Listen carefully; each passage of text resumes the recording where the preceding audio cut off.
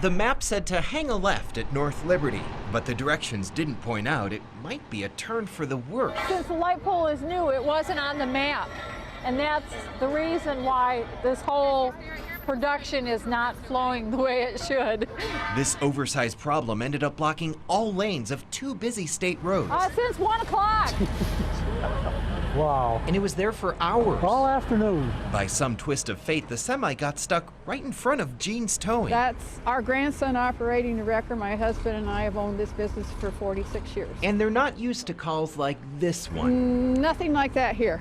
They thought about bringing in a crane, but then someone had an idea. Yeah, they went down to the Dollar General and got those gallons of soap, and they put it under the rear tires of the trailer and have been working to scoot it. The tow trucks gave it their all. Whoa! And inch by inch, New way to burn rubber, isn't it? skidded the trailer into a better position. He's gonna make it. While this may be a tricky crossroads, Cool. in North Liberty, Good deal. there's plenty of help to get you on your way. And everything is back to normal. Ted Land, WSBT Channel 22 News. Heading to the scene, rescuers just knew this one would be big. Well, a lot of times you can tell, believe it or not, by the tone of the dispatcher's voice. Cool Springs Volunteer Fire Chief Mike Pollock was down there in the middle of it all. He says they didn't know where to start. There were so many vehicles, dozens of victims who were trapped. I personally started talking to him. I got to know some young lady out there. Her name was Judy. I told her, I says, I'm going to make you my priority, Judy, to get you out of this car. I took off my Nomex hood, put it on her to keep her warm. We went and got some blankets from the medics. We covered her up.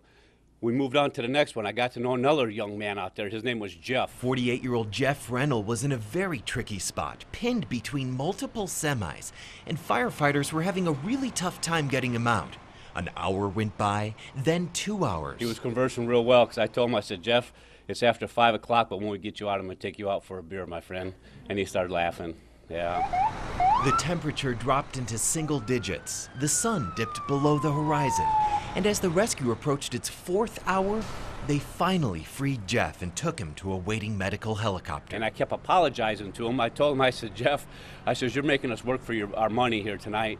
And just to make humor, to get his mind off of where he was and what was going on. In the middle of such chaos, it was a reassuring voice that the victims heard. It'll live with us forever. Yeah, that's something that you'll never forget. There are survivors among us, living almost invisibly, in places like Berrien Springs, Mishawaka, and South Bend. Witnesses to horror. My father and my sister were killed in the genocide. Marie Rose Semahungu of Granger was attending school in Europe 20 years ago when she learned her family, including her twin sister, had been murdered. It's all I can look at. I can't see them anymore. I can never talk to them again, and I just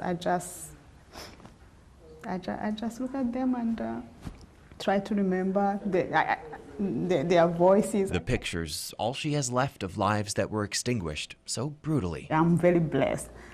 I know if I was there, I was gonna be killed. No question about that. It was April 1994 when Rwanda's Hutu extremists started murdering the Tutsi minority population, who they blamed for many of the country's social and economic problems. The killing was swift, and for many, inescapable. I was just waiting for death at this time.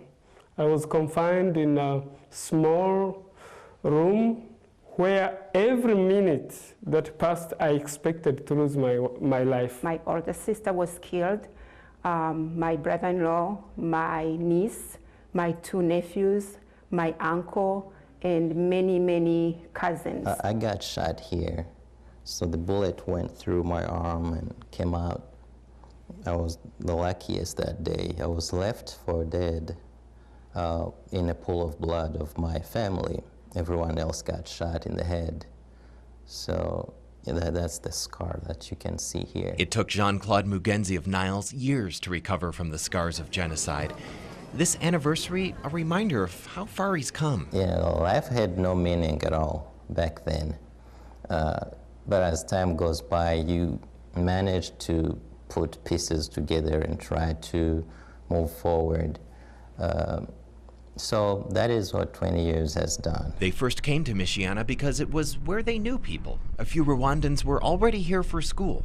Others quickly followed. South Bend is a great community. We have so many friends who really embraced us, and that's another thing that really gives us hope and, you know, strength to continue to move on, to live a life with dignity. Though history brought them here, they refused to live in the darkness of the past. Today, we are committed to bring light to our lives. We are committed to hope for a bright future.